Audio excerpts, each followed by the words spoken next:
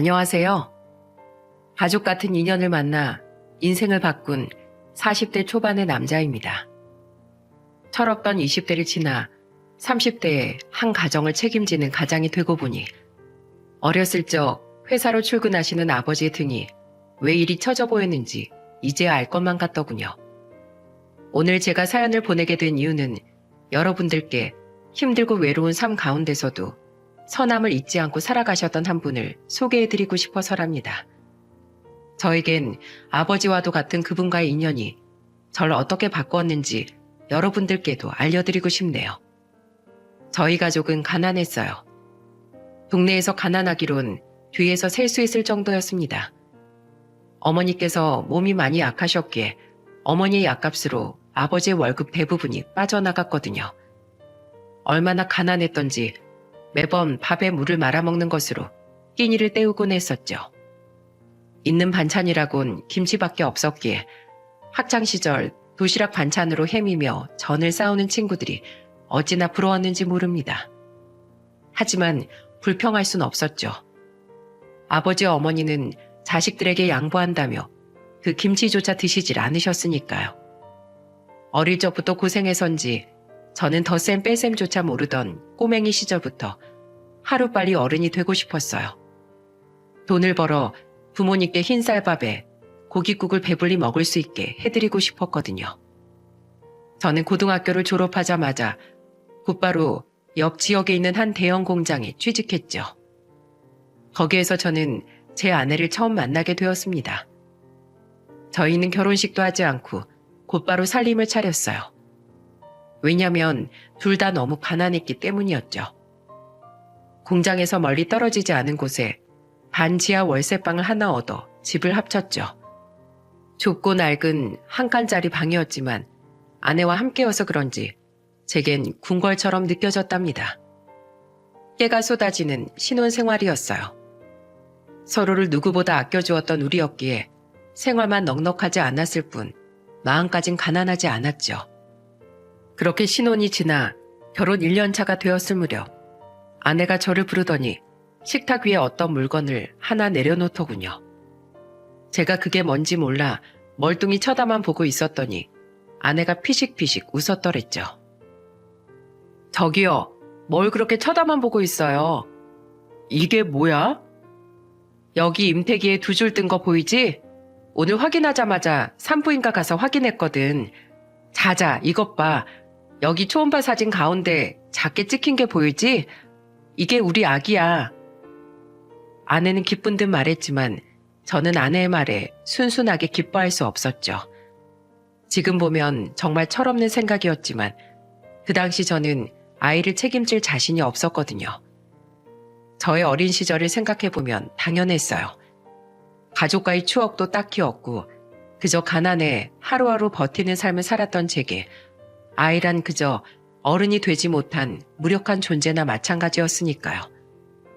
게다가 저희는 매달 한 달 벌어 한 달을 사는 월세살이를 했었기에 앞으로 아이에게 들어갈 양육비며 생활비를 상상만 해도 저는 눈앞이 깜깜해질 지경이었어요. 하지만 뱃속의 아이는 제 마음을 아는지 모르는지 하루가 다르게 더 커갔죠. 결혼 후 상의는 공장을 그만둔 상태여서 저희는 조금이라도 더 돈이 되는 일을 찾고자 서울로 이사를 했어요. 그간 모아놓은 돈에 월세 보증금을 합쳐 서울 변두리에 있는 한 낡은 빌라 4층으로 이사를 했죠. 서울로 상경한 날 이삿짐을 얼추 내린 저와 아내는 주인집 어르신께 인사를 드리러 시루떡 한 접시를 들고 어르신이 계신 5층으로 올라갔어요. 똑똑똑, 아내 계세요? 누구야? 이 저녁에 무슨 일로 찾아왔어? 문을 열어준 건 한 80대 초반으로 보이는 백발이 성성한 할아버지였어요. 부동산에서 건물주가 노인네라고 하길래 허리가 꼬부랑한 할아버지를 생각했는데 할아버지는 머리가 백발인 것을 제외하곤 아주 건강해 보이시더군요. 게다가 눈빛이 매섭고 인매가 굳건해 보이는 게 여간 깐깐해 보이는 게 아니었어요. 고집도 한 고집할 것 같았고요. 4층에 들어온 부부예요. 이삿짐도 어느 정도 정리됐겠다. 좀 늦었지만 인사드리러 찾아왔어요. 이건 요 앞 시장에서 산 떡이에요. 사장님께서 그러시는데 시장에서 제일 맛있다던데요. 그 사장놈은 허풍이 심해. 차라리 맛은 그 건너편 양반네가 낫지. 그래도 줬으니 고맙게 먹겠네. 가보아. 아내의 말이 끝나기가 무섭게 주인집 할아버지는 떡을 낚아채고는 문을 쾅 닫아버렸어요. 더 말할 새도 없었습니다. 아내는 뭔가 더 말을 붙이고 싶어하는 눈치였지만 닫힌 문에다가 그럴 수는 없는 노릇이었죠. 저와 아내는 그대로 집으로 내려왔습니다. 하긴 부동산에서 꼬장꼬장한 노인네라고 했지? 그래, 깐깐해 보이더라. 과거에 한 성격했다고 얼굴에 써있는 것 같았어. 트집 잡히는 거 아니야? 나중에 사소한 거로 꼬투리 잡으면 어쩌지? 에이, 설마. 너무 신경 쓰지 마. 우리가 주인집 마주쳐야 얼마나 마주치겠어. 저는 아내의 말을 대수롭지 않게 넘겨버렸어요. 그땐 몰랐죠. 저희 부부와 주인집 할아버지의 깊은 인연에 대해서요. 스쳐 지나갈 줄만 알았던 그 인연이 저와 우리 가족의 삶까지 모두 변화시킬 줄 당시에는 꿈에도 생각지 못했답니다. 전보다는 평수는 넓어졌지만 넓어진 만큼 월세는 비쌌고 전 어떻게든 돈을 벌어야만 했어요. 몇 날 며칠 밤낮으로 인력사무소를 전전한 끝에 결국 건축 관련 일을 하나 구할 수 있었죠. 그날부터 전 현장에 투입돼 소위 말하는 막노동을 하기 시작했어요. 남편 왔어? 피곤했지? 오늘도 고생 많았어. 나야 늘 언제나 똑같지 뭐. 그나저나 당신 몸 상태는 어때? 내 몸 상태가 오늘 어땠냐 하면 이랬지. 자, 봐봐. 제 물음에 아내는 다짜고짜 저의 손을 확 낚아채다 자기 배에 올려놓더군요. 근데 아내의 배에서 꿀렁꿀렁하는 느낌이 나지 뭐예요. 지금 당신 배가 움직였어. 뱃속에서 아이가 발로 차는 거야? 그런 거야? 우리 아이 지금 뱃속에서 움직이는 거지? 그렇지? 만져보고도 몰라? 오늘 하루 종일 발길질만 하던 걸. 배가 어찌나 아팠는지 힘들어서 죽는 줄만 알았어. 분명 초음파 사진에선 작았던 것 같은데 언제 그 조그만했던 생명이 커서 밖으로 나올 준비를 하고 있었던 건지 눈물이 찔끔 나더라고요. 그때 제게 가장으로서의 책임감이 생겨난 것 같아요. 이 생명을 위해, 이 생명을 키워낼 우리 아내를 위해 저는 일이 힘들더라도 앞으로 더 노력해야겠다 다짐했죠. 하지만 다짐과 다르게 일은 쉽지 않았어요. 아직 젊으니 괜찮을 거라고 소장은 말했지만 몸은 힘들기만 했죠. 무거운 벽돌과 시멘트를 지고 가파른 계단을 오르니 몇 계단만 걸어도 땀이 비오듯 쏟아졌고 다리가 미친 듯이 후들거렸죠. 걸을 때마다 온몸의 근육이 비명을 지르는 듯 했습니다. 하지만 아내와 앞으로 태어날 아이를 생각하면 일당이 센 이 일을 포기할 수 없었기에 저는 하루하루 이를 악물고 버텨나갔어요. 아내가 말했던 7.8기의 마음으로 말이에요. 그렇게 일한 지 석 달이 되던 어느 날 사건은 일어났어요. 그날도 어김없이 벽돌을 지고 계단을 오르던 중이었죠. 근데 꼭대기층에 다다랐을 무렵 다 왔다는 생각에 그만 다리에 힘이 풀려버렸고 저는 그렇게 벽돌과 함께 아래로 추락해버리고 말았어요. 이봐! 여기 사람이 떨어졌어! 119 불러봐 119! 괜찮아? 야야 정신 차려봐! 오른쪽 다리가 벽돌에 깔렸어요. 119 오기 전에 여기 다리에 있는 벽돌부터 얼른 치워. 안 그럼 얘 다리 평생 못 쓴다. 빨리 움직여 빨리! 바로 병원으로 이송되어 치료를 받았지만 운이 나빴던 건지 떨어질 때 제 다리 위로 떨어진 벽돌 때문에 저는 다리뼈를 크게 다치고 말았죠. 그때 제 아내는 임신 8개월 차였습니다. 2달만 있으면 아이가 곧 태어날 텐데 움직이질 못하고 있으니 병원 생활은 가시방석 그 자체였어요. 앞으로 들어갈 분유값과 기저귀값만 생각하면 정신이 다 아득해졌죠. 하지만 더 큰 문제는 월세였어요. 이미 월세가 2달치나 밀려있는데 이번 달도 월세를 내지 못하면 아는 사람 하나 없는 이 서울바닥에 맨몸으로 나앉게 될 판국이었으니까요. 별다른 선택지가 없었던 전 월세를 몇 달이라도 미루고자 병원에서 퇴원하자마자 주인집을 찾아갔어요. 똑똑, 계십니까? 뭐야, 누구야? 안녕하세요. 저 여기 4층 사는 세입자인데 드릴 말씀이 있어서 찾아왔어요. 여기서 말씀드리기 좀 그렇고 안에서 이야기를 나눌까 하는데 잠깐 시간 괜찮으실까요? 할아버지께서 제 얼굴과 깁스를 한 다리를 번갈아 쳐다보시더니 젊은 놈이 찌쯧쯧하면서 혀를 차시더군요. 뭔 말을 하려고 집안까지 들어올 생각을 해? 일단 오늘은 서 있는 게 불편해 보여 내 들여다 보내준다마는 아 뭐해? 빨리 들어와. 찬바람 들이치는 거 싫어. 할아버지는 다리에 깁스를 한 저를 구박하면서도 결국엔 안으로 들어오게 해주시더군요. 근데 저를 들여보내주는 할아버지의 걸음걸이가 이상했어요. 왼쪽 다리 저시는 게 무슨 사정이 있는 듯 했죠. 할아버지는 제가 거실에 앉자마자 저보고 무슨 일로 왔는지 용건을 물으셨어요. 하지만 왜인지 입은 쉽게 떨어지지 않았죠. 죄인 마냥 고개를 떨구고 입을 다무는 제게 할아버지가 갑자기 소리를 빽 하고 지르시더군요. 아니 무슨 일인데 왜 이리 뜸을 들여? 나 바쁜 사람이야. 얼른 말하고 돌아가. 저기 할아버지 정말 죄송하지만 저희 이번 달 월세만 좀 밀어주실 수 있으신지요? 제가 막노동을 하다가 사고가 나서 지금 월세를 낼 형편이 되질 않습니다. 두어 달 좀 뒤에 같이 드려도 될까요? 나중에 반드시 드리겠습니다. 제발 부탁드립니다. 저는 두 눈을 꼭 감고 제 사정을 설명했죠. 욕을 푸짐하게 먹더라도 임신 8개월 차 되는 아내와 함께 쫓겨나는 것보단 나았으니까요. 하지만 눈도 못 뜨고 벌벌 떨고만 있는 제게 돌아온 할아버지의 대답은 의외였어요. 아니 젊은 놈이 가장이면 조심해서 일을 해야지. 왜 미련하게 다치고 있어? 뱃속에는 생각도 안 해?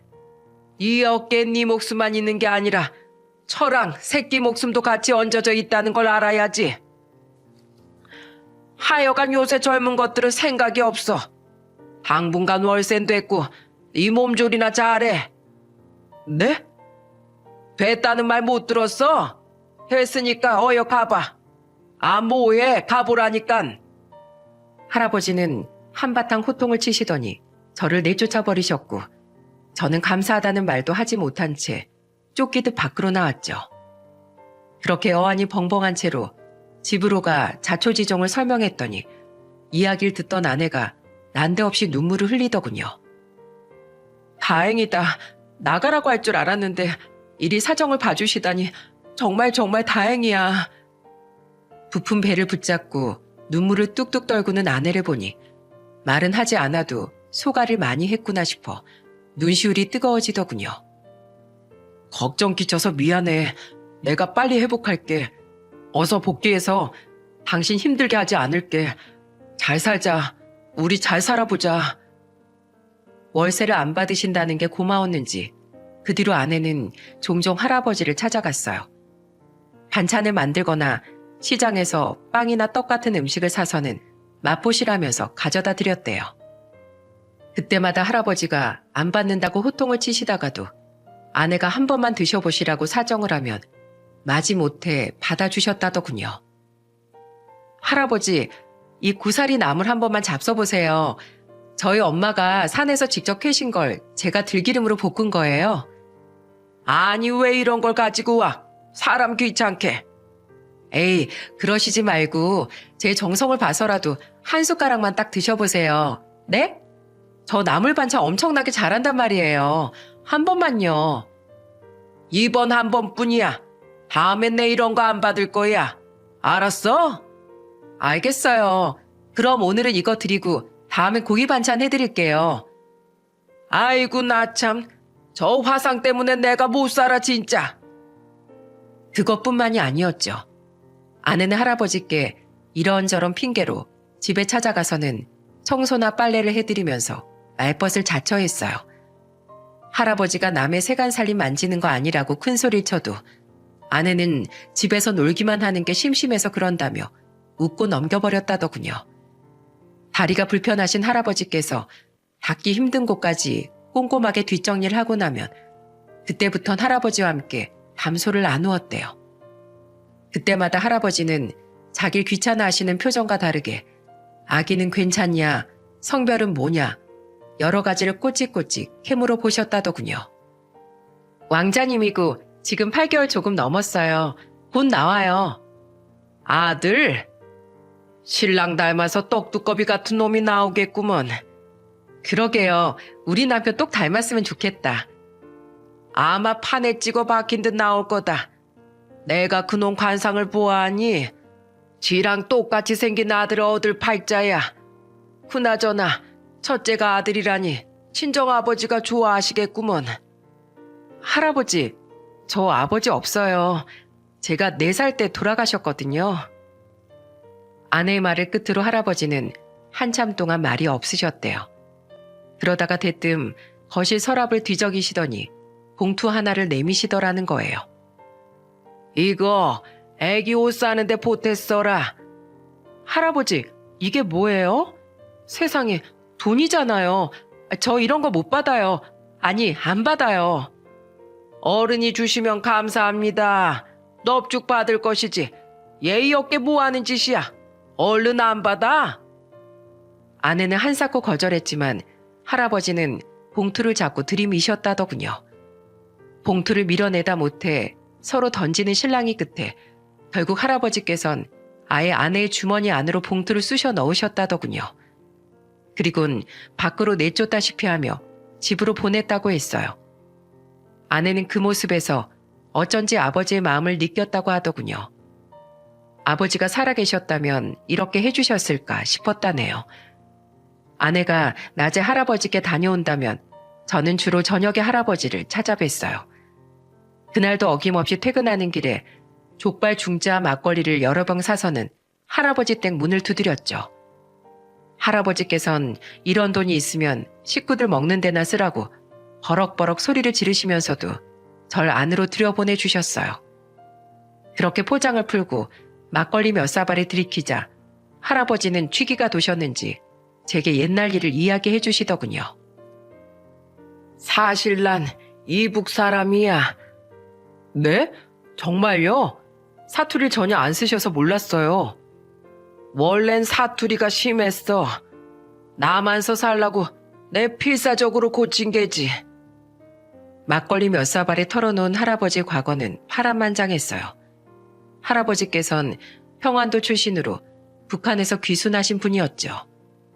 북에서 살 당시 할아버지께서는 30 후반이 넘도록 결혼도 하지 않은 채 농사를 짓던 부모님을 모시고 사셨다더군요.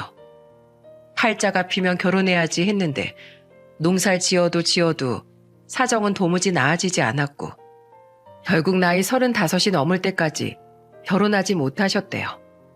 할아버지는 탈북을 결심하고 중국에서 공안의 눈을 피해 몇 년을 방황하다가 선교사들의 도움을 받아 겨우겨우 남한으로 내려왔을 때가 딱 40살이 되었을 때라고 했어요.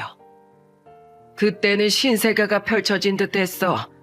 건물은 높지, 차들은 많지, 같은 얼굴을 하고 같은 말을 쓰는 곳인데도 마치 다른 세계 온 느낌이었다네. 북한과 다르게 돈을 벌어도 문제없는 곳이니 여기서 열심히 일하면 돈을 좀 만지겠구나 싶어 젊은 패기 아무 일이나 뛰어들었지. 처음엔 구두 닦기를 했었다네. 그것만 한 게 아니야. 신문 배달에 우유 배달, 연탄 배달, 막노동의 공장, 심지어 장사까지 안 해본 일이 없었어. 아는 사람 하나 없는 곳에서 혼자 고생이 많으셨겠어요. 저는 막걸리를 먹으며 할아버지 이야기를 쭉 들어드렸어요. 그렇게 막걸리를 1병, 2병 비워갈 때쯤 할아버지는 허공을 쳐다보며 가족에 대한 속사정까지 털어놓으시더군요. 주변서 하도 괴롭히니 다 때려치우고 싶어졌어. 북에 계신 아버지 어머니가 그리웠지. 그 못난 반장놈도 지에 비해 애미하고 잘 사는데 난 왜 떨어져서 얼굴조차 볼 수가 없는지 고통스러웠어. 하루는 부모님이 너무 그리워 혼자 한강에 간 적도 있더랬지. 다 놓아버린 심산으로 말이야. 하지만 그러질 못했네. 나도 한 번쯤은 잘 살아보고 싶었거든. 그 무렵에 마침 딱 우리 아내를 만난 거야. 아내요? 아내가 계셨었어요? 그래. 아내는 내가 당시 일하던 시장에서 장사를 하는 여자였어. 나보다 2살 어린 여잔데 그 사람도 혼자 살았더랬지. 낮엔 시장에서 건어물 팔고 저녁엔 구운 노가리에 소주 팔았어.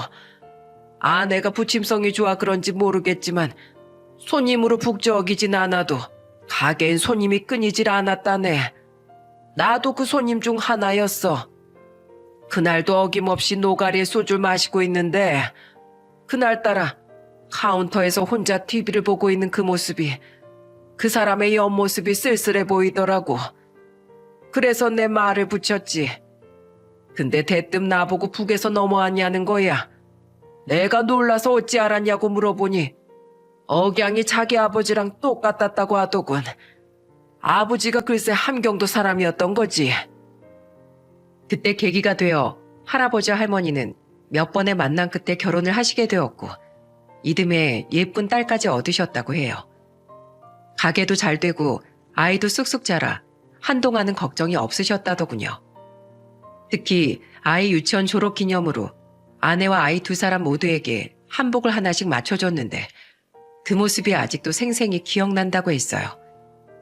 똑같은 색으로 맞춰 입고 신난다며 빙글빙글 도는 모습이 그렇게 예뻐 보일 수 없었대요. 기회만 된다면 난 북에 계시는 아버지 어머니께 가족들을 자랑하고 싶었어. 결혼도 못한 데다 농사일밖에 몰라 가난하게 살던 내가 이렇게 장사도 해서 돈도 벌고 이렇게 가정도 꾸렸다고 말이야. 우리 아버지 무릎 앉아 재롱 부리는 딸의 모습을 상상했더랬지. 하지만 그것도 다 못 이룰 꿈이었다네. 할아버지는 그 말씀을 하시면서 막걸리 2잔을 연거푸 드시더군요. 너무 급하게 드시는 것 같아 천천히 드시라고 말려도 할아버지는 술 없이는 말 못한다며 고집을 부리시는 게 아니겠어요? 그리고는 과거 자신에게 일어났던 충격적인 사건 하나를 말씀해 주셨죠. 아내가 우리 딸 국민학교 들어가기 전에 여행을 가자고 하더구만. 내가 함경도 사람이었으니 나만의 끝에 한 번쯤은 꼭 가보고 싶었다네. 그래서 우린 거제도에 있는 땅끝 마을로 여행을 갔어. 하지만 차를 타고 가는 중에 고속도로에서 사고가 났다네. 사고요? 그래, 교통사고가 났지. 40년이나 지났지만 난 그날을 똑똑히 기억하네. 그때 내가 운전대를 잡고 아내와 딸이 뒤에 타고 있었더랬지. 해가 막 진 참이라 그런지 차가 막히더구만. 천천히 서행하고 있는데 갑자기 뒤에서 퍽퍽 큰 소리가 나는 거야. 소리가 심상치 않아 백미러로 살펴보니 화물차 한 대가 뒷차들을 밀고 돌진해 오는 중이었지. 5대, 4대, 3대, 내 뒤에 있는 차들이 순식간에 줄어들더구만. 차들이 깨지고 부서지는 소리에 아내도 이상함을 눈치채고 뒤를 돌아봤지만 이미 때는 늦었지. 아내와 나의 비명을 마지막으로 우리 역시 치고 말았어. 저는 할아버지의 말씀에 아무런 말을 할 수가 없었어요. 저의 심각한 표정에도 할아버지는 담담하게 계속 말씀을 이어나가셨죠. 화물차에 치여 차가 뒤집히기 직전 아내가 딸아이를 꼭 끌어안았던 것이 내 마지막 기억일세. 그래선 안 됐는데 그때 나도 피를 너무 많이 흘려 정신을 놔버렸어.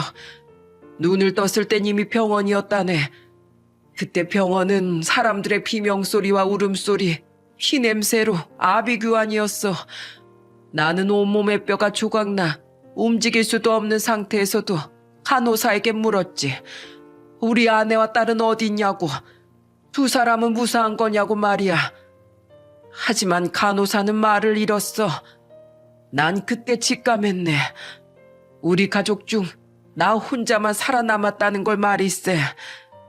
나중에 경찰한테 들어서 알게 됐는데 그 화물차 기사는 저녁으로 반주를 했고 몰려오는 술 기운에 졸음운전을 했다고 하더군. 천벌받을 놈. 그 사고로 4명이 다치고 우리 아내와 딸아이를 포함해 5명이나 죽었다네. 할아버지는 슬픔을 참을 수 없다는 듯 막걸리를 한 잔 더 들이키셨죠. 그날 내가 우리 아내와 딸아이가 안전벨트를 했는지 한 번만 확인했더라면 이런 일은 없었을 걸세. 그 아까운 목숨이 사라지는 일은 없었을 거란 말이야. 자네, 그 사고에서 나만 살아남았다는 생각에 내가 얼마나 많이 자책했는지 아나?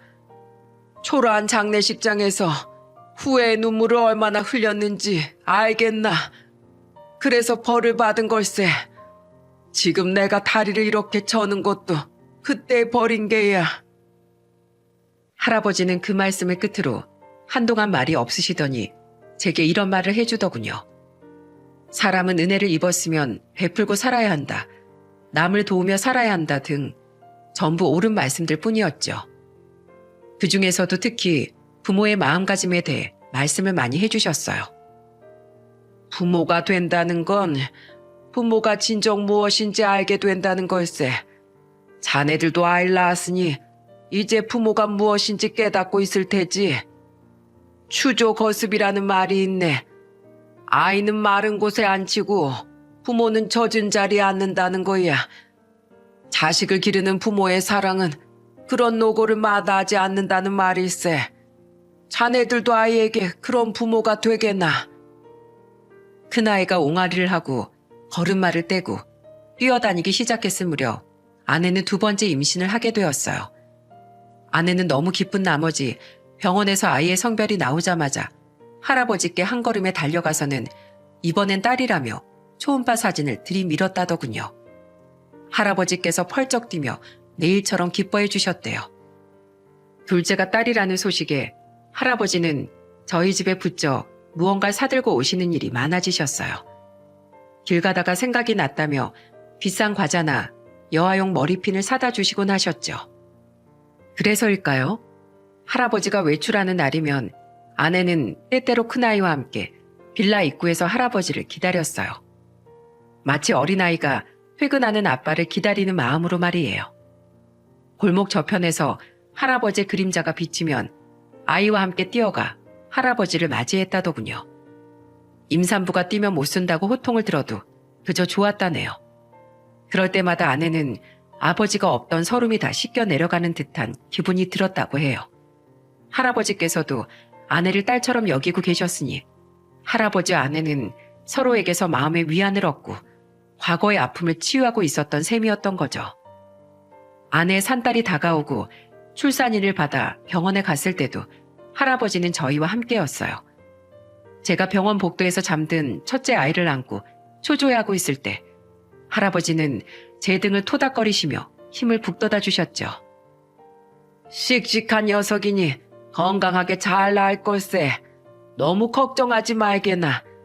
자네 남편으로서 가정을 책임지는 가장으로서 각오를 다져.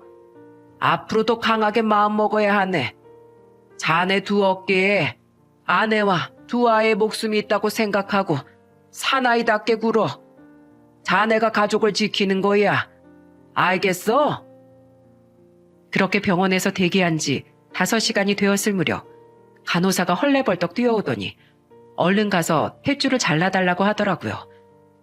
감동한 제가 눈물만 글썽인 채 좀처럼 움직이지 못하자 할아버지께서는 첫째는 자기가 보겠다며 저의 등을 떠미시더군요.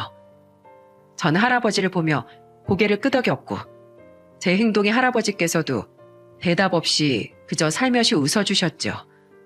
왜일까요? 서로 한마디 하지 않았음에도 제 마음은 100마디 명언을 들은 것보다 더 뜨거워지더군요. 그렇게 무사히 딸아이가 태어나고 정신없이 보내는 날들이 한동안 이어졌어요. 아직 딸의 돌잔치를 하지 않았을 즈음 할아버지께서 아이를 보러 오랜만에 4층으로 내려오셨죠. 할아버지는 집안을 쭉 둘러보시더니 제게 결혼식 사진을 보여달라고 하시더군요. 가난한 형편에 사진 같은 건 언감생심 꿈도 못 꿨다고 하자 할아버지께서 절 나무라시더군요. 아이고, 집에 사진이 없으면 어떡하나. 앞으로 힘들고 지칠 때 품에 넣고 꺼내볼 수 있도록 결혼식 사진 한 장 정도 찍어놔야지. 별거 아닌 것 같아도 그런 게 살면서 꼭 필요한 거야. 이 답답한 녀석 같으니라고. 그래, 요새 결혼식 비용은 얼마나 드나? 내가 내줄게. 아니에요. 괜찮습니다. 요새 비싸요, 할아버지. 제가 깜짝 놀라 손사래를 치자 할아버지께서는 크게 호통을 치셨어요. 아니, 어른이 주면 받아야지. 어딜 건방지게 손살을 쳐. 내가 너희 우리 아들 같고 딸 같아서 해주고 싶어서 그러니 거절은 말어. 빨리 부모님하고 양가 친지들 불러서 날짜나 잡도록 하게. 마침 둘째 100일이잖나. 드레스 입은 딸과 손주들을 보면 부모님들이 얼마나 좋아하시겠어? 할아버지는 다음날 바로 돈을 붙여주셨고 덕분에 저희는 고향에서 둘째 아이의 돌잔치를 겸해 조촐한 저희의 결혼식을 올릴 수 있게 되었어요. 드레스 피팅 때 아내가 너무 신난 나머지 예비 드레스를 5벌이나 입어보았을 정도였죠. 여보, 이것 봐. 드레스 진짜 너무 예쁘다. 내가 이걸 입다니 꿈만 같아. 얘들아, 엄마 어때? 예뻐? 엄마 공주 같아? 아이처럼 즐거워하는 아내의 모습을 보며 저는 왜인지 기쁜 감정보단 미안한 감정이 앞섰어요. 살아가는데 급급해서 그간 너무 못해줬다는 마음에요. 그렇게 가슴이 시큰거리고 있을 때 아내가 사진을 찍어달라더군요. 할아버지께 보여드린다면서요. 그때 못해도 드레스 사진을 100장 정도는 찍었을 겁니다. 저는 결혼식 날 할아버지와 함께한 사진을 아직도 지갑에 넣고 다닌답니다. 그렇게 아이들이 커가는 5년간 할아버지와 저희는 마치 부모 자식처럼 지내며 허물 없이 살았어요. 그 정에 이끌리신 건지 할아버지께서는 어느 순간부터 저희 월세의 절반만 받고 계셨죠. 아이가 둘이나 되어 돈 들어갈 일이 한두 푼이 아니었던 전 할아버지 덕분에 조금씩이나마 돈을 모을 수 있게 되었죠. 적금 통장에 쌓여가는 돈과 무럭무럭 건강하게 자라는 우리 아이들을 보며 저와 아내는 행복한 미래를 그려나갔답니다. 하지만 행복은 왜 그리도 짧기만 한 걸까요? 그렇게 저희가 서울에 정착한 지 5년째 되던 추운 겨울날, 설날을 이틀 앞두고 할아버지께서 저에게 한 통의 문자를 보내셨더군요. 영아나, 집 비밀번호 남겨놓을 테니 이 문자를 받고 만약에 내가 3일 동안 연락이 없으면 집으로 찾아와 주어라. 하지만 내가 없는 3일 동안은 절대 연락해서도 찾아와서도 안 돼. 심상치 않은 문자에 저는 걱정이 되기 시작했죠. 하지만 저희는 설을 쇠러 이미 고향으로 내려가고 있었기에 중간에 차를 돌리는 건 무리였어요. 그렇다고 무작정 전화라면 할아버지 성격에 불같이 화를 낼 것이 뻔했기에 저는 고민이 되더라고요. 한참을 궁리하던 저와 아내는 명절 후에 연락을 드려야겠다 생각하며 할아버지의 말씀에 따르기로 했어요.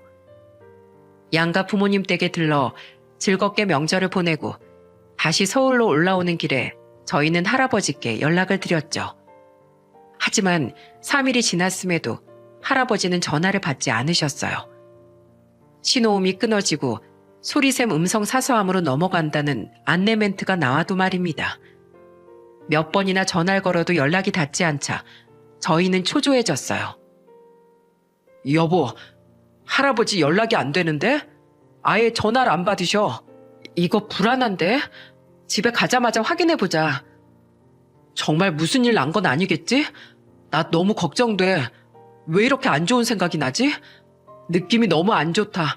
여보, 얼른 가자. 저희는 불안한 마음에 속도를 높였고 집에 도착하자마자 짐도 풀지 않은 채 바로 할아버지 댁으로 올라가 문을 두드렸어요. 하지만 아무리 두드려도 안에선 인기척이 나질 않았죠. 저는 문자를 확인하며 할아버지 댁의 도어락을 열었습니다. 삐비빅 소리를 내며 문이 덜컥 열리고 저희는 조심스레 발걸음을 옮겼죠. 할아버지, 계세요? 저희 왔어요. 하지만 집안에선 개미 한 마리 기어가는 소리조차 나질 않았어요. 그 고요함에 위화감을 느끼던 순간 저는 집이 달라진 것을 깨달았죠. 지나치게 깨끗하게 청소가 돼 있던 것이었어요. 아니, 새 집에 온 것처럼 세간살이가 완전히 정리되어 있더군요. 집에 먼지 한 톨 없는 것에 저는 안 좋은 예감이 들었고 아내도 그걸 느꼈는지 제 뒤에 바짝 따라 붙더라고요. 사람이 너무 놀라면 얼어붙는다고 했던가요? 한 발짝 한 발짝 안방으로 다가가 굳게 닫힌 문을 조심스럽게 연 저는 눈앞에 펼쳐진 광경을 보고 머리를 한 대 맞은 기분이 들었습니다. 벌벌 떠는 두 손으로 제 입을 틀어막고 말았죠. 제가 멈춰서 있자 아내도 고개를 갸웃거리며 안방을 들여다보더군요. 그리고 그 광경을 본 아내 역시 아무 말 못하고 서서 몸을 사시나무 떨듯 떨었어요. 저희의 시야에 들어온 건 할아버지의 얇고 앙상한 다리와 상체를 완전히 감싸고 있는 이불더미였어요. 그래요, 여러분. 할아버지는 이미 숨을 거두신 상태였던 겁니다. 저는 떨리는 다리를 어떻게든 떼어 앞으로 다가갔고 할아버지를 덮고 있는 이불 앞에 엎어져 오열했어요. 할아버지, 할아버지, 저 왔어요. 저예요. 영환이가 왔다고요. 이게 뭐야? 이게 다 뭐냐고요? 할아버지, 안 돼, 안 돼. 눈을 뜨세요. 할아버지, 이럴 순 없어. 이럴 순 없어요. 저보고 3일만 있다가 연락하시라고 하셨잖아요. 3일을 기다렸는데 이게 뭐예요? 제가 늦어서 그래요? 제가 늦어서 그러시냐고요? 일어나세요. 일어나셔서 말씀 좀 해보세요. 네? 제발요. 아내 역시 엉엉 울면서 할아버지 곁에 쭈그려 앉아 할아버지를 마구 흔들어댔죠. 흔들어도 흔들어도 할아버지가 움직이지 않자 아내는 할아버지의 차고 뻣뻣한 몸을 마구 때리며 울부짖더군요. 할아버지, 이러기예요? 저한테 이러시기냐고요. 절 딸처럼 아껴주셨으면서 앞으로 이 행복이 영원할 것처럼 보살펴 주셨으면서 이렇게 가시면 전 어떡해요?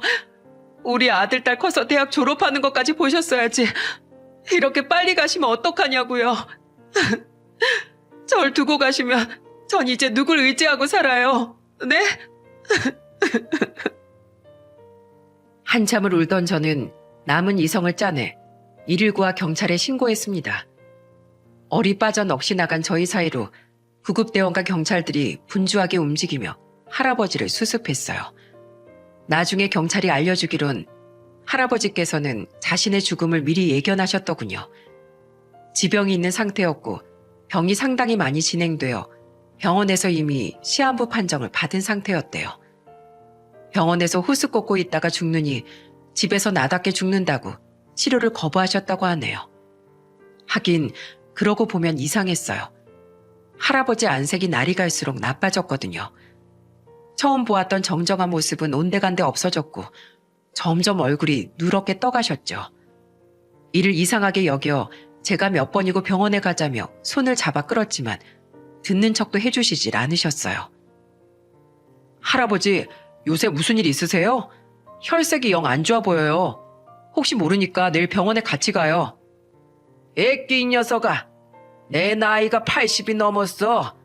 원래 내 나이쯤 되면 얼굴빛이 다 이래. 뭘 노인네 혈색까지 신경 써? 젊은 놈이 뭔 그리 걱정이 많아서 어찌 써먹어. 내 걱정은 말고 가서 너네들 보약이나 해먹어. 할아버지는 당신의 시한부 인생을 알고 스스로 삶을 정리하길 선택하신 거예요. 그렇게 자신이 가진 생명의 불꽃이 꺼져가는 걸 느끼면서 저에게 마지막 문자를 보내셨던 거죠. 제가 특히나 견딜 수 없었던 건 그 즈음이 설 명절이라는 것이었어요. 아내와 제가 양가 부모님들과 행복한 시간을 보내고 있을 때 할아버지는 홀로 쓸쓸하게 죽음을 맞이했다는 게 너무도 죄송스러웠죠. 제가 명절에 내려가지 않았더라면, 할아버지의 고집에도 옆을 지켜드렸더라면 어쩌면 좀 더 오래 사셨을지도 모릅니다. 아니면 적어도 마지막 순간에 함께 있어드릴 수 있었겠죠. 저는 후회감에 휩싸여 고개를 들 수가 없었어요. 제가 고개를 떨군 채 망연자실해 있자 경찰이 편지가 있었다며 저를 따로 부르더군요. 그건 할아버지께서 우리 부부를 위해 따로 남겨진 편지였어요. 영아나, 상이야, 이래저래 많이 놀랐겠구나. 너희 부부에게 걱정을 끼쳐서 미안하다. 내가 너희에게 해줄 말이 있어서 짧은 배움에도 이렇게 몇 자 글을 남긴다. 내가 80평생을 살다 보니 살고 죽는 건 다 하늘의 뜻이더구나. 압록강을 건널 때도, 중국에서 공안에게 쫓길 때도, 죽을 것 같으면서도 죽지 않고 살아남았지. 하지만 누구보다 살고자 했던 때 우리 아내와 딸은 허무하게도 가고 말았어. 그 절망감을 이루 말할 수가 없었지. 아내와 딸을 잃은 슬픔을 지우고자 악착같이 돈도 벌어봤지만 소용없었다. 그저 얼른 이 질긴 목숨이 하루빨리 끊어져 아내와 딸의 뒤를 뒤쫓아가고 싶었어. 그러던 와중에 영아나 상이야, 너희 부부를 만났단다. 너희를 보면 힘들게 살았던 옛 기억이 떠오르곤 해. 그래서인지 힘든 상황에서도 아등바등 살아가는 너희의 모습에 눈길이 갔단다. 특히 상이는 죽은 우리 딸이 살아 돌아온 것 같아 정이 많이 들었는데 참 아쉽구나. 영아나, 가장이라는 게 참 쉽지 않지? 널 보면 마치 과거의 날 보는 것 같아서 마음 한구석이 언제나 아린다. 앞으로 영환이에게도 나와 같이 아픔과 슬픔을 이겨내야 할 때가 올 테지. 그럴 때마다 남편이자 또 아버지로서 굳건하게 버티며 살아가도록 하려무나. 한 가정을 책임지는 가장이란 게 그런 거다. 벌써 5년이나 지났는데 너희 부부가 인사를 한다며 떡을 들고 찾아온 모습이 내 어제 일처럼 생생하다. 정말 굴곡 많은 삶이었지만 그럼에도 말년에 너희 부부가 있어 내가 웃고 참 많이 웃고 간다. 고맙구나. 영아나, 내 마지막으로 너에게 부탁 하나만 하자. 나만의 내 장례를 치러줄 사람이 없구나. 그간의 정을 봐서 네가 내 장례를 치러주면 난 참 고맙겠다. 내가 너에게 하는 마지막 부탁이니 꼭 들어줬으면 좋겠구나. 그리고 장례를 치르기 전에 먼저 장 변호사에게 연락해 보아라. 장 변호사의 전화번호는 내 수첩 뒤에 있다. 장변에게 연락하면 다 해결해 줄 거다. 내가 널 위해 남겨놓을 것이 이것밖에 없구나. 미안하다. 영아나, 상이야. 그간 정말 고마웠다. 사랑한다. 가슴으로 낳은 내 아들, 딸들아.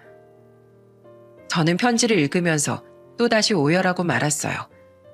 아내도 제 뒤에서 유서를 읽으면서 함께 닭똥 같은 눈물을 뚝뚝 흘렸죠. 저희 부부는 유서를 읽으며 그렇게 한참을 울었답니다. 경찰이 수습을 끝내자마자 저희는 할아버지의 수첩을 찾아 장 변호사란 사람에게 연락을 했어요. 할아버지 수첩에는 다세대 주택에서 사는 사람들 말고는 전화번호가 얼마 없었기에 장 변호사를 찾는 건 어렵지 않았죠. 장 변호사는 기다리고 있었다면서 장례 후에 찾아뵙겠다는 말을 남기고 전화를 끊더라고요. 그렇게 장 변호사와 약속을 잡은 뒤 곧바로 저는 할아버지의 장례를 치러드렸어요. 남한에는 자신의 장례를 치러줄 사람이 없다고 하시던 할아버지의 말씀을 증명이라도 하듯 장례식장은 썰렁했죠. 수첩 속 몇 없는 전화번호들과 텅 빈 장례식장이 할아버지가 보냈던 그간의 외로운 삶을 대변하는 것 같아 마음이 아팠습니다. 얼마나 외롭고 쓸쓸하셨을까. 그 생각만 하면 가슴이 찢어지는 듯 했어요. 그렇게 할아버님을 마지막까지 지켜드리고 집으로 돌아왔을 때 장 변호사가 집으로 찾아왔더군요. 저와 아내는 5층 안방에서 장 변호사를 맞이했어요. 그렇게 아무것도 없는 방 안에서 커피 3잔을 타서 둘러앉으니 장 변호사가 가방을 뒤져 서류 한 장을 제게 내밀더군요. 그게 뭔지 몰라 저와 아내가 눈만 꿈벅거리고 있자 장 변호사가 그런 저희를 보고는 아무것도 못 들었냐고 도리어 묻더군요. 저는 딱히 들은 것은 없고 변호사님이 다 해결해 주신다고 해서 연락드렸다고 했더니 장 변호사는 우리에게 깜짝 놀랄 만한 말을 하더군요. 이건 여기 건물 서류입니다. 서류요? 무슨 건물요? 돌아가신 김동래 할아버님께서 남기신 거예요. 고인이 생전에 말씀하시길 자신이 소유한 이 5층짜리 빌라 중 절반은 자신을 받아준 대한민국에 감사하다는 의미로 사회에 환원한다고 하셨고 나머지 절반은 박영한 씨와 김상희 씨 부부에게 남기신다고 하셨습니다. 모든 법적 절차는 다 밟아놓은 상태니 우선은 이 서류만 가지고 계시면 되세요. 나머진 저희 사무실에서 다 처리하겠습니다. 세상에, 할아버지께서 우리에게 이 건물 절반을 남겨주셨다고? 제가 믿을 수 없어 하자 장 변호사가 말을 덧붙이더군요. 할아버님이 이 서류를 작성하시러 저희 사무실에 방문해 주셨을 때가 기억나네요. 어찌나 꼼꼼하게 살피시던지요. 내 사람들에게 제대로 물려줄 거라며 하나하나 잘 살펴봐야 한다고 하시더라고요. 여보, 할아버지가 우리 마지막까지 보살펴 주신 건가 봐. 할아버님이 어찌나 신경을 많이 쓰시던지 제 3자인 제가 봐도 김동래 할아버님께서 박영한 씨와 김상희 씨 부부를 아끼시는 게 눈에 다 보일 정도였어요. 저희 사무실에서도 얼마나 흐뭇했었는데요. 그러니 유해를 봉안당에 모셨어도 자주 찾아뵈 주세요. 할아버님도 좋아해 주실 겁니다. 그럼요. 사람된 도리로서 당연합니다. 살아생전에도 저희를 아껴주셨는데 돌아가시는 그 순간까지도 저희를 이렇게 잊지 않고 보살펴 주시다니 정말이지 이 은혜를 어떻게 갚아야 할지 모르겠어요. 감사합니다. 정말로 감사합니다. 앞으로 할아버지께 받은 은혜를 베풀며 살겠습니다. 저와 아내는 서류를 앞에 두고 눈물을 펑펑 흘렸어요. 하지만 자신의 삶을 마감했음에도 끝까지 보살펴 주시는 할아버지의 따뜻한 마음에 앞으로 어떤 고난이든 이겨낼 힘이 샘솟는 것 같았거든요. 저의 긴 겨울이 할아버지 덕에 그렇게 막을 내린 겁니다. 할아버지가 남겨놓으신 유산으로 우리 가족의 운명은 크게 바뀌었습니다. 그것을 계기로 저는 하던 일을 그만두고 작은 기업에 취직했어요. 우리 가족들이 좀 더 안정적으로 생활할 수 있도록 말입니다. 그리고 좀 더 의지할 수 있는 남편과 아빠, 그리고 가장이 될 수 있도록 말이죠. 아빠, 오늘 어떠셨어요? 오늘도 힘들었죠? 괜찮아. 아빠는 너희만 보면 언제나 힘이 나는걸. 아빠, 얼른 엄마가 와서 저녁 드시래요. 그래. 우리 공주님, 얼른 가서 우리 엄마가 해준 맛있는 밥 먹자. 당신 얼른 와. 오늘 저녁은 내가 신경 좀 썼어. 역시 우리 아내가 최고야. 재산, 추억, 행복한 기억 등 할아버지가 남겨주신 많은 유산 중에서도 저는 할아버지가 저희에게 해주신 말씀들이 가장 큰 유산이라고 생각해요. 사람은 쉬면 안 된다. 은혜를 입었으면 베풀고 살아야 한다. 남을 도우며 살아야 한다. 부모가 된다는 건 부모가 진정 무엇인지 알게 된다는 말씀들 말입니다. 그래서 전 회사 일에 힘들고 지칠 때마다 종종 할아버지가 해주셨던 말씀을 기억하며 지갑 속에 넣어두었던 결혼식 사진을 꺼내보곤 해요. 활짝 웃는 아내와 저, 그리고 그 옆에서 어색하게 미소 짓는 할아버지. 그때의 기억이 오늘의 저를 지탱해주는 힘이랍니다. 이제 다음 달이면 설날이네요. 올해 설날에는 부쩍 할아버지 생각이 많이 납니다. 제가 여러분께 사연을 보내드린 건 이제 곧 할아버지 기일이 다가오기 때문이에요. 이번 설날에도 아이들과 손잡고 할아버님을 모신 봉안묘를 먼저 찾아뵈려고 해요. 그것이 저희를 자식처럼 사랑했던 할아버지를 위한 도리일 것이죠. 저는 만세불망, 그러니까 영원히 은혜와 은덕을 잊지 않는다는 마음으로 할아버지를 가슴속 깊이 모시려고 합니다. 그것이 할아버지가 제게 베풀어준 은혜를 갚는 방법일 테니까요. 여러분, 세상은 혼자서 살아가는 것이라지만 외로움을 혼자 견디며 살기엔 우리 인생이 너무 길지 않은가요? 내 주변에서 함께 살아가는 사람들을 생각하며 정을 한번 나누어 보세요. 어진 마음으로 베풀고 살아가다 보면 그저 스쳐 지나가는 줄만 알았던 이웃이 여러분의 인생을 바꿔줄 기적 같은 인연으로 바뀔지도 모르니까요. 저희 가족과 할아버지처럼 말입니다. 그 기적이 제게 찾아온 것 같이 여러분들의 가정에도 인연의 기적이 일어나길 기도드립니다. 제 긴 사연 들어주셔서 감사합니다.